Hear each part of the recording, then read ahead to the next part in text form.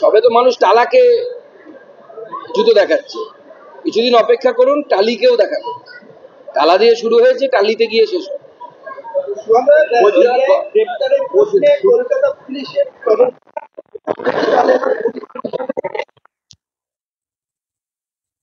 যেভাবে টালা থানার ওসি তিনি অ্যারেস্ট হয়েছে, এবং অ্যারেস্ট করা হয়েছে তথ্য প্রমাণ লোপাট করার অভিযোগ।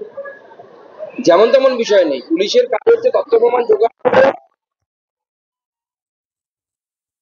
মানে অপরাধীকে জাস্টিসের কাছে নিয়ে যাওয়া, ন্যায়ের দিকে নিয়ে যাওয়া, তাকে শাস্তি দিয়ে।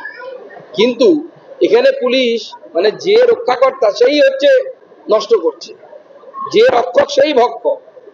পুলিশই তথ্য প্রমাণ লোপাট করেছে। এবার ভাবুন, কোনো একজন এত বড় সিদ্ধান্ত নেওয়া কি সম্ভব যে আমি তথ্য প্রমাণ লোপাট করব? যুক্তি বলছে সম্ভব না, রিয়ালিটিতে সম্ভব না। এর মাথার উপরে কেউ আছে।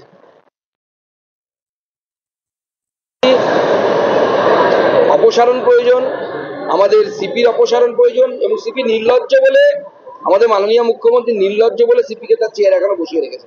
তাকে কান ধরে চেয়ার থেকে নামিয়ে দেওয়া উচিত, এবং সিপির সাথে ফোনে কার কার কথা হয়েছে তাও তদন্তের আওতায় নিয়ে আসা উচিত। এমনকি মমতা বন্দ্যোপাধ্যায়েরও কথা হয়েছে কিনা, কারণ উনি বলেছেন গোটা রাত আমি জেগেছিলাম, এবং অনবরত কথা বলেছেন উনি পুলিশ সুপার এবং অন্যান্যদের সাথে।